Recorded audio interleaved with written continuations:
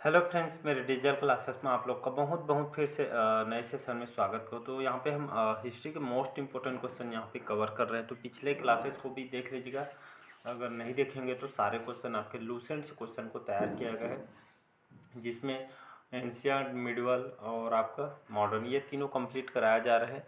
वही क्वेश्चन यहाँ पे जो मोस्ट इम्पोर्टेंट उसी को कराया जा रहा है, मतलब सभी क्वेश्चन कराने को ये मतलब भी नहीं है। तो यहाँ से क्वेश्चन आपके प्रीवियस ईयर में क्वेश्चन यहाँ से पूछे भी गए हैं। कोई भी आप एग्जाम के क्वेश्चन पेपर उठा के आप देख सकते हैं। तो चलिए सेशन को बढ़ाते हैं आगे। और पहली बार आए हैं तो चैनल को सब्सक्राइब करके रख लीजिएगा ताकि नोटिफिकेशन आप तक पहुँच। तो पहला क्वेश्चन देखते हैं, निम्नलिखित में से किस राजवंश के शासकों ने देवपुत्र की उपाधि धारण की थी? मौर्य वंश, शुंग वंश के, कुषाण वंश या आपके शक क्षत्रप वंश? तो इसका जो करेक्ट आंसर हो जाएगा सी ऑप्शन कुषाण वंश करेक्ट आंसर हो जाए। तो कुषाण साम्राज्य की बात करूं तो लगभग आपका 100 से लेकर 126 ईसा पूर्व तक इन्होंने यहाँ पे ईस्वी में शासन किया था। कुषाण साम्राज्य के जो कनिष्क, ये आपको कुषाण साम्राज्य में इन्होंने शासन कर रहे थे। तो कुषाण राजवंश के जो प्रमुख शासक थे और जो कनिष्क थे, इन्होंने जम्मू कश्मीर राज्य में यहाँ पे बहुत उल्लेखनीय उन्होंने काम किए हैं। और ये आपके उन्हीं कुषाण वंश के जितने भी शासक थे उन्हें इन्हीं जो वंशज जो शासन करते थे इन्हीं को देवपुत्र कहा गया है, जिसका अर्थ होता है आपके देवताओं का पुत्र, इसका अर्थ बताया गया है। तो इसको याद रखें। तो एक क्वेश्चन और पूछा जाता है, अभी तक क्वेश्चन वो पूछता है, सबसे पहले भारत में सिक्के किसने जारी किए थे? तो याद रखिए, तो सबसे पहले कुषाण वंशियों ने सिक्के जारी किए थे भारत में। तो एग्जाम में आया हुआ क्वेश्चन है, तो इसको याद रखिए। तो कुषाण वंश करेक्ट आंसर हो जाएगा। अगला क्वेश्चन देखते हैं, अशोक के सभी स्तंभ शिलालेखों में से सबसे जो लंबा कौन सा शिलालेख था अशोक का? तो 7वां स्तंभ शिलालेख, 6वां स्तंभ, 5वां स्तंभ या आपका 3rd स्तंभ? तो इसका जो करेक्ट आंसर हो जाएगा आपका 7वां क्रम का। याद रखें, जो 7वां क्रम का जो स्तंभ लेख था, ये आपका ये अशोक के सभी स्तंभ लेखों में सबसे लंबा माना गया। इसमें क्या बताया गया था? इसमें 7वें स्तंभ में ये आपके खास करके धम्म महामातों के बारे में बताया गया है और ये सबसे लंबा शिलालेख है। और इसे लगभग ये धम्म नीति के लिए अशोक द्वारा किए गए कार्य के बारे में इन्होंने बताया है। इसको याद रखिएगा। यहाँ से अगर यहाँ पे ये इनका जो 13वां शिलालेख है, जिसमें आपके जो कलिंग विजय का इसमें वर्णन किया गया है। तो एग्जाम में क्वेश्चन पूछता है अक्सर 13वां शिलालेख, ये आपका जो इसमें जो अशोक के कलिंग विजय का वर्णन किया, अशोक के जो यहाँ पे बारे में इसके वर्णन किया गया है, विजय का वर्णन इसमें बनाया गया है। तो इसको याद रखिए, एग्जाम में क्वेश्चन पूछा जाता है। अरे एग्जाम में आपसे पूछे कि अशोक का जो कौन सा स्तंभ शिलालेख है जिसपे आप मतलब कहने में छोटा शिलालेख कौन सा अशोक का सबसे छोटा शिलालेख? तो याद रखिएगा, रुमनदेई जो नेपाल है, तो इसको सबसे छोटा शिलालेख कहा जाता है, जिसमें उनके यात्रा के धम्म लुम्बिनी में धम्म यात्रा के जो दौरान जो है अशोक द्वारा भू राजस्व की दर घटा देने की घोषणा उसमें बताई गई थी। आपका सबसे छोटा लेख है, रुमनदेई नाम से है, तो इसको याद रखिएगा। तो ये आपके राजस्व विभाग के दर को घटाने की इसमें घोषणा की गई थी। तो इसको याद रखिए, सबसे बड़ा 7वां, सबसे छोटा रुमनदेई। और आपके जो 13वां शिलालेख में उनके विजय के बारे में, जो अशोक का जो 13वां शिलालेख है, एग्जाम में ये वाला क्वेश्चन ज़्यादा पूछता है। अशोक के 13वां शिलालेख सबसे इसमें बताया गया, इसमें उनके कलिंग विजय का वर्णन इसमें किया गया है। अगला क्वेश्चन देखते हैं, निम्नलिखित कौन गुप्त साम्राज्य का अंतिम शासक था? तो गुप्त साम्राज्य का अंतिम शासक कौन था? विष्णुगुप्त, चंद्रगुप्त द्वितीय, बुद्धगुप्त या कुमार द्वितीय? इसका जो करेक्ट आंसर हो जाएगा आपका विष्णुगुप्त करेक्ट आंसर हो जाएगा। तो गुप्त साम्राज्य का जो अंतिम शासक विष्णुगुप्त था, याद रखिएगा। तो ये आपके गुप्त वंश के अंतिम शासक। अगर वही एग्जाम में पूछे कि गुप्त वंश की स्थापना किसके द्वारा की गई थी, तो आपके चंद्रगुप्त प्रथम के द्वारा की गई थी। तो इसको याद रखिएगा। अगला क्वेश्चन देखते हैं, निम्नलिखित कौन गुप्तों की राजधानी? तो गुप्त वंश की राजधानी कहाँ थी कहने का मतलब है, तो तक्षशिला, पाटलिपुत्र, उज्जैन या मथुरा? तो इसका जो करेक्ट आंसर हो जाएगा पाटलिपुत्र, जिसको हम अभी पटना के नाम से जानते हैं। तो आपके गुप्त वंश की राजधानी बनाया था पाटलिपुत्र, वर्तमान में इसको पटना के नाम से जानते हैं। इसके पहले जो गुप्त वंश की स्थापना मतलब किसके द्वारा की गई थी? तो चंद्रगुप्त जो प्रथम थे, इनके द्वारा लगभग 320 ईसा पूर्व में गुप्त वंश की स्थापना किया गया था। इसको याद रखिए, इन्होंने सबसे पहले शासन किया था। तो इसको याद रखिएगा। अगला क्वेश्चन देखते हैं, निम्नलिखित किस नदी को वैदिक युग में 10 द्रवती के नाम से इसको जाना जाता है? रावी नदी, चेनाब, झेलम या घग्गर? इसका डी ऑप्शन हो जाएगा। तो आपका जो घग्गर जो नदी है, इसको वैदिक युग में 10 द्रवती के नाम से इसको जाना जाता था, तो इसको याद रखिएगा। अगला क्वेश्चन देखते हैं। हिंदू दर्शन के अनुसार संयम और व्यवहारो यम के नियम बताना है। तो यम और नियम के अधीन वस्तुओं की संख्या कितनी थी? तो वस्तुओं की संख्या यहाँ पे 10 थी।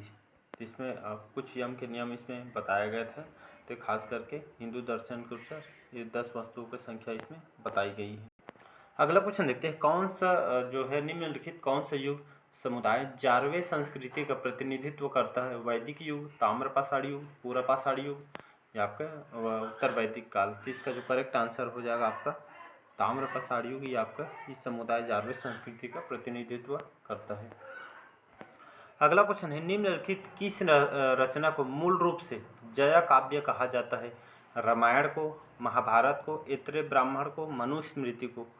ये क्वेश्चन आपके पूछा गया है। तो अब इसका जो करेक्ट आंसर हो जाएगा B option, Mahabharat correct answer होते। ये जो महाभारत किसके रचनाकार कौन है? ये महाभारत की रचना का श्रेय किसको जाता है? तो वेद व्यास, याद रखिएगा। तो वेद व्यास इसका इनका जो रचनाकर्ता है, इनको श्रेय इनको दिया जाता है।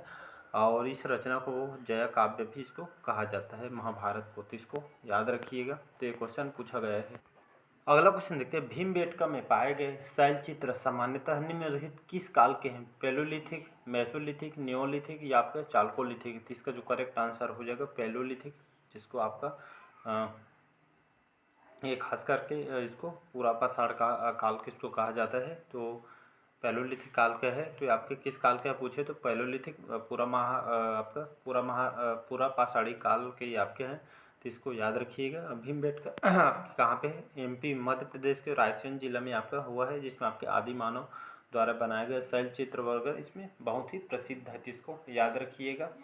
ये आपके मानव जो आदि मानव जो यहाँ पे रहते थे, उनके जीवन पे आपके प्राचीनतम चिन्ह है, इसको कहा जाता है। एमपी में है, रायसेन जिला में एमपी का। तो इसको याद रखिएगा, एग्जाम में क्वेश्चन पूछा गया है।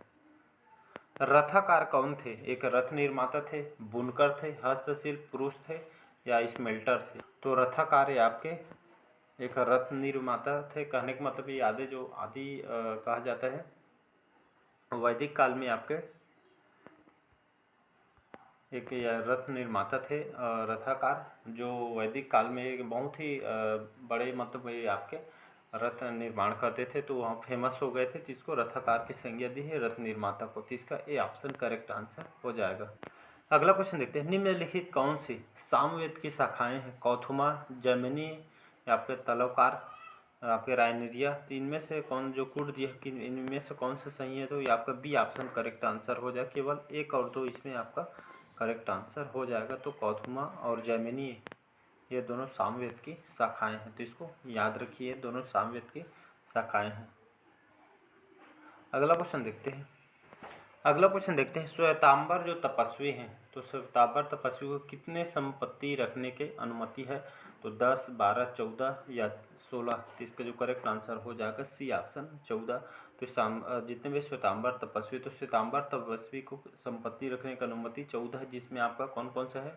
तो यहाँ पे जैन धर्म में जो श्वेतांबर तपस्वी को लगभग यहाँ पे 14 संपत्ति रखने की अनुमति है, जिसमें आपका जो लंगोटी और कपड़ा वगैरह, जैसे कंधे का कपड़ा हो गया, जो पहनने के कपड़े, ये सभी आपके तपस्वी को लगभग ये आपके संपत्ति का इसमें त्याग करना था। तो ये लगभग 14 प्रकार के इसमें अनुमति दी गई है। तो इसको याद रखिएगा।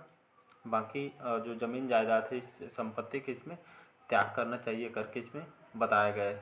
अगला क्वेश्चन देखते हैं। निम्नलिखित कौन सा सही सुमेलित है त्रिपिटक विषय में? त्रिपिटक के विषय वस्तु के बारे में है।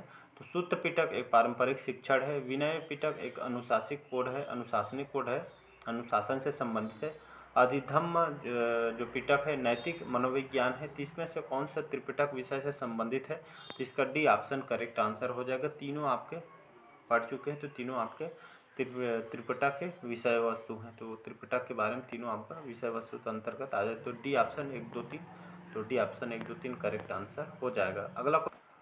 अगला क्वेश्चन देखते हैं।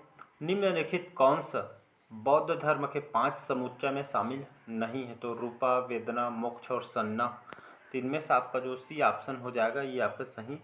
इसमें 5 समुच्चय में जिसको शामिल नहीं किया है, रूपा, वेदना और सन्ना वगैरह सभी ये 5 इसको समुच्चय में शामिल किया बौद्ध धर्म के। बाकी जो मोक्ष है इसको शामिल नहीं किया है। बौद्ध धर्म के संस्थापक कौन है? तो गौतम बुद्ध ये आपके बौद्ध धर्म के संस्थापक है और इन्हें एशिया का ज्योतिपुंज के नाम से इसको जाना जाता है। याद रखिएगा इनका जन्म कहाँ हुआ था, डेट पूछता है तो 563 ईसा पूर्व के आपके साक्यगढ़ राज्य के आपके राजधानी कपिलवस्तु के निकट कहाँ पे हुआ था? तो आपके लुम्बिनी जो अभी नेपाल में आता है, तो यहाँ पे इनका जन्म हुआ था, तो इसको याद रखिएगा। अगला क्वेश्चन देखते हैं, मल्ल राज्य की राजधानी कहाँ स्थित थी? रामग्राम, पावा, सुपुता या मिथिला है। तो इसका जो भी ऑप्शन करेक्ट आंसर हो जाएगा। तो मल्ल राज्य की जो राजधानी पावा थी। यहाँ पे ये 2 भाग में इसको विभाजित किया था। एक थी आपके कुशीनारा और दूसरा आपका पावापुरी थी। ये आपके 2 राजधानी में इसको चेंज मतलब रखी गई थी, तो इसको याद रखिएगा। कोई भी ऑप्शन आए तो इसमें से आपको लगा। अगला क्वेश्चन देखते हैं, निम्नलिखित कौन जो है बुद्ध और महावीर दोनों के समकालीन था? तो बिंबिसार, अशोक, चंद्रगुप्त मौर्य या आपके बिंदुसार। तो इसका जो करेक्ट आंसर हो जाएगा बिंबिसार। याद रखिए ये आपके बुद्ध और महावीर दोनों के समकालीन ये आपके शासन करते थे। याद रखिए बिंबिसार एक हर्यक वंश का ये आपका राजा था। महावीर और गौतम बुद्ध के आपके समकालीन थे, तो इसको याद रखिए। एग्जाम में क्वेश्चन पूछा गया क्वेश्चन है। अगला क्वेश्चन देखते हैं, निम्नलिखित किसे कामशोक के नाम से इसको जाना जाता था? बृहद्रथ, अशोक, सुसीमा, बिंदुसार। तो इसका जो करेक्ट आंसर हो जाएगा तो सम्राट अशोक को उनके जीत के कारण इनको कामाशोक की संज्ञा इनको दी गई है, तो इसको सम्राट अशोक करेक्ट आंसर हो जाएगा। अगला क्वेश्चन देखते हैं, अशोक के स्तंभों के निर्माण के लिए निम्नलिखित किस सामग्री का उपयोग यहाँ पे किया गया था?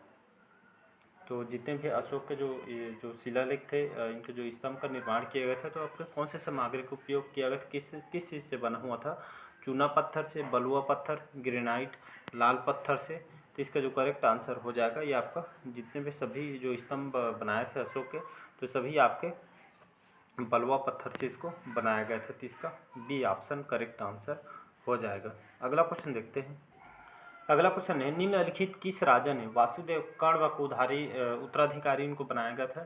तो आपके भूमि मित्र कण्व को, नारायण कण्व को, सुशर्मन को या विहद्रथ को। इसका जो करेक्ट आंसर जो हो जाएगा, उत्तराधिकारी बनाया था आपके सुशर्मन को बनाया गया था कण्व वंश के, तो इसको याद रखिएगा। इनको अंतिम शासक भी कण्व वंश के कहा जाता है। अगला क्वेश्चन देखते हैं, मौर्य काल के बाद निम्नलिखित किस स्थान पर सबसे अधिक संख्या में टेराकोटा का निर्माण किया गया था?